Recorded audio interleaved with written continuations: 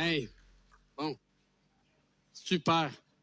Eh bien, on a un deuxième témoignage. Merci, Hugo. J'aimerais inviter Claude, qui va venir nous raconter son histoire à elle aussi. Comment le Seigneur a touché son cœur et sa vie et travaillé dans sa vie.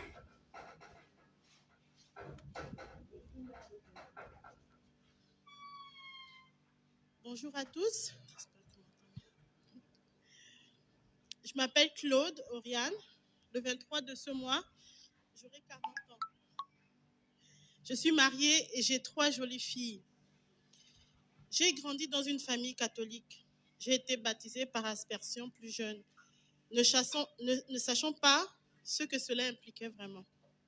En grandissant, je passais mon temps à me lamenter, à bouder, à me comparer aux autres et à sortir danser dans les boîtes de nuit. Je connais l'Évangile depuis mes 18 ans. C'était durant mon séjour à l'internat de l'école secondaire que je fréquentais à l'époque. Alors ma coloc et mon amie Stella, qui a toujours été une fille très pieuse, m'a fait connaître véritablement Jésus. Elle m'a appris à prier.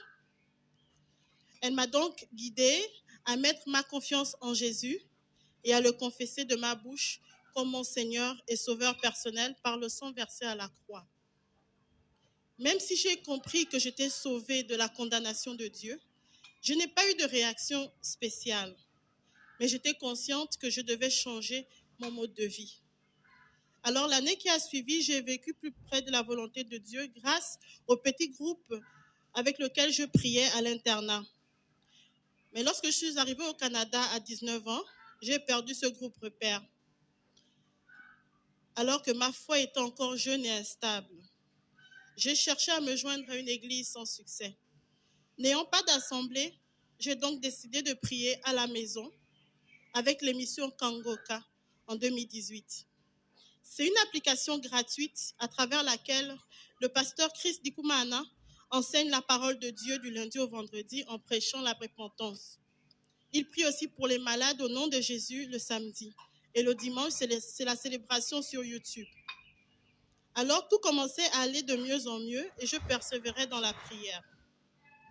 Dans Psaume 37,4, il est dit « Fais du Seigneur tes délices et il te donnera ce que ton cœur désire. » Alors plus le temps passait et je suivais les recommandations du prédicateur Chris Dikumana qui déconseille de se lamenter. Il recommande d'accepter les choix de Dieu et de prier tous les jours.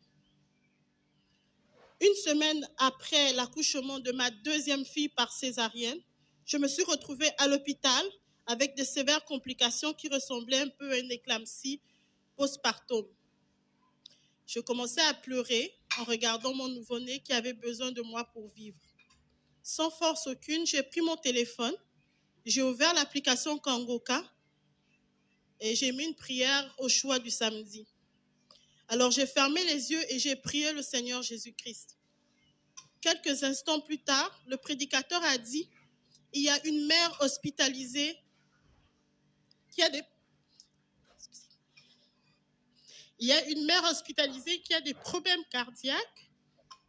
Elle est guérie au nom puissant de Jésus. » Alors j'ai saisi cette prière pour moi et j'ai demandé à Dieu de renouveler mon cœur et me permettre d'élever mes enfants. Par la suite, après une série d'examens, les médecins ont constaté que toutes les anomalies avaient disparu. Ils étaient confus.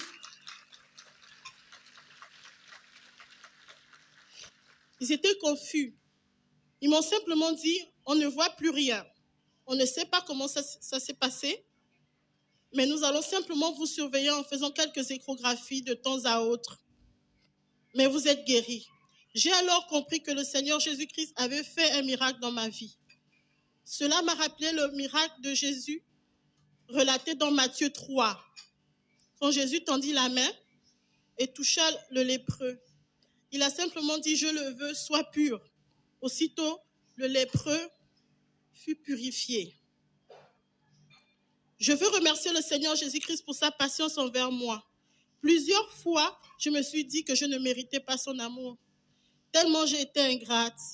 Je menais la vie comme je voulais, mais il a été miséricordieux, il a su me pardonner tous mes péchés. Il m'a béni de bien d'autres façons. Il nous a même accordé, à mon mari et à moi, une troisième fille, aussi par césarienne, malgré ma santé fragile. Il m'a guéri de l'hypertension artérielle en mars 2020. Il a guéri ma deuxième fille des allergies aux produits laitiers en avril 2021. Il a changé aussi ma façon d'agir envers mon prochain.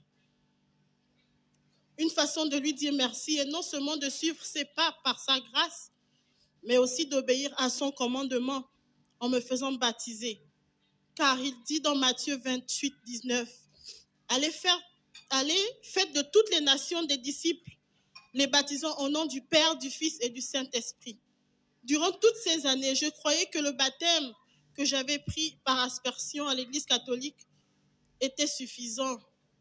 Mais en lisant la parole de Dieu, j'ai ressenti le besoin de me baptiser par immersion pour m'identifier à Jésus.